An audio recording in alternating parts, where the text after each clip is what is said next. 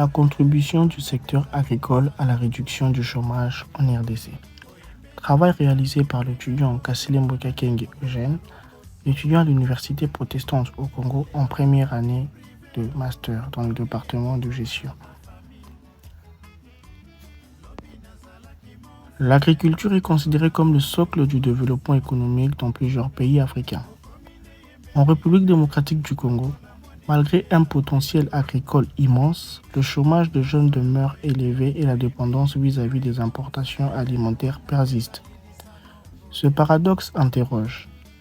Comment un pays aussi riche en terres fertiles peut-il connaître un taux aussi important de chômage ?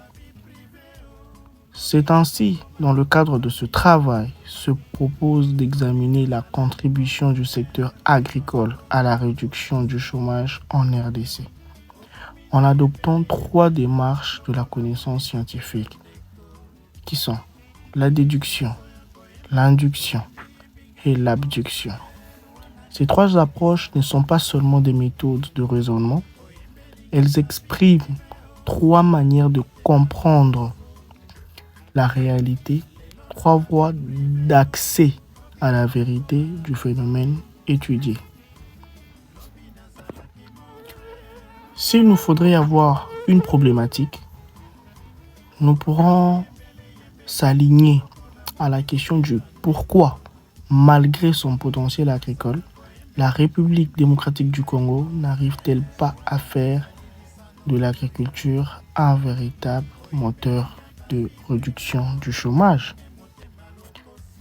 Et s'il faudrait avoir une question principale par rapport à cette problématique, nous dirons dans quelle mesure le développement du secteur agricole peut-il contribuer à la réduction du chômage en République démocratique du Congo.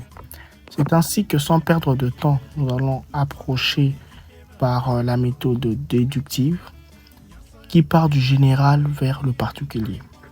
La déduction part d'un principe général pour en tirer une conclusion particulière. Elle cherche à vérifier des faits. C'est que la raison conçoit comme logique.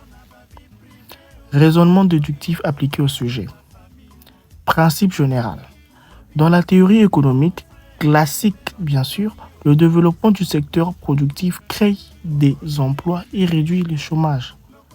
Mais dans l'hypothèse, si le secteur agricole est dynamisé en RDC, c'est-à-dire modernisation, financement, encadrement, alors le taux de chômage devrait baisser. Tandis qu'en observation attendue, une corrélation positive entre la croissance du secteur agricole et la baisse du chômage rural et urbain nous pousse à une conclusion possible. L'agriculture, si elle est soutenue par une politique cohérente, devient un vecteur direct d'emploi et de stabilité économique. C'est ainsi que nous verrons dans l'approche inductive qui part des faits vers la théorie. L'induction procède à l'inverse. Elle part de l'observation concrète des faits pour construire une compréhension plus générale. C'est la méthode qui s'ancre dans le réel vécu, dans la phénoménologie du terrain, le raisonnement inductif appliqué au sujet, dont nous pouvons observer de nombreux jeunes quittent la ville pour travailler dans des coopératives agricoles, des projets locaux tels que le manioc, le maïs, l'élevage, montrent que l'agriculture crée des emplois directs et indirects. Cependant, l'absence d'infrastructures et de financement freine l'impact global. Nous pouvons analyser par ces observations qui montrent que l'agriculture a un potentiel réel de réduction du chômage, mais que son effet dépend de la qualité de l'organisation des politiques publiques. Pourquoi ? Par conclusion, inductive, on peut généraliser que le développement du secteur agricole est une condition nécessaire, mais non suffisante à la réduction du chômage en RDC.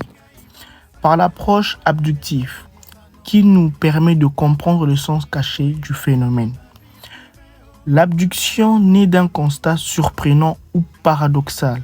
Elle cherche une explication plausible, une hypothèse nouvelle, souvent imaginative, pour rendre intelligible un fait inattendu. Le raisonnement abductif appliqué à notre sujet.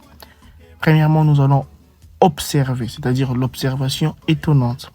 Malgré les efforts de certains programmes agricoles, le chômage reste élevé et beaucoup de jeunes ne s'intéressent pas à l'agriculture. La question implicite, c'est pourquoi l'agriculture, pourtant porteuse d'opportunités, n'attire-t-elle pas davantage les jeunes? Et l'hypothèse à l'abductive, c'est le problème ne peut être pas seulement économique, mais culturel et symbolique. L'agriculture est perçue comme un secteur inférieur réservé aux ruraux. Redonner à l'agriculture une valeur sociale et une image moderne pourrait donc transformer la manière dont les jeunes s'y engagent. Je sais que pour analyser la contribution du secteur agricole à la réduction du chômage, la démarche repose sur la méthode de collecte, qui veut dire l'observation directe et entretien auprès de jeunes entrepreneurs agricoles, des coopératives et des autorités locales. Les outils, c'est-à-dire les questionnaires, discussions de groupe, analyse documentaire. La population cible, qui sont les jeunes actifs ou en recherche d'emploi dans les zones rurales et périurbaines. Les objectifs qui seront d'identifier comment et pourquoi l'agriculture crée ou non des opportunités d'emploi. Et nous pourrons avoir comme une conclusion l'analyse de la relation entre agriculture et emploi en RDC révèle que le raisonnement déductif offre une vision structurée et théorique du phénomène. L'induction en dégage une compréhension issue de l'expérience concrète, tandis que l'abduction ouvre la voie à une réflexion sur le sens profond des faits. Ainsi, la déduction explique, l'induction découvre, l'abduction interprète. Elle ne s'oppose pas. Elle se complète pour donner une compréhension complète du réel, à la fois logique, vécue, signifiante.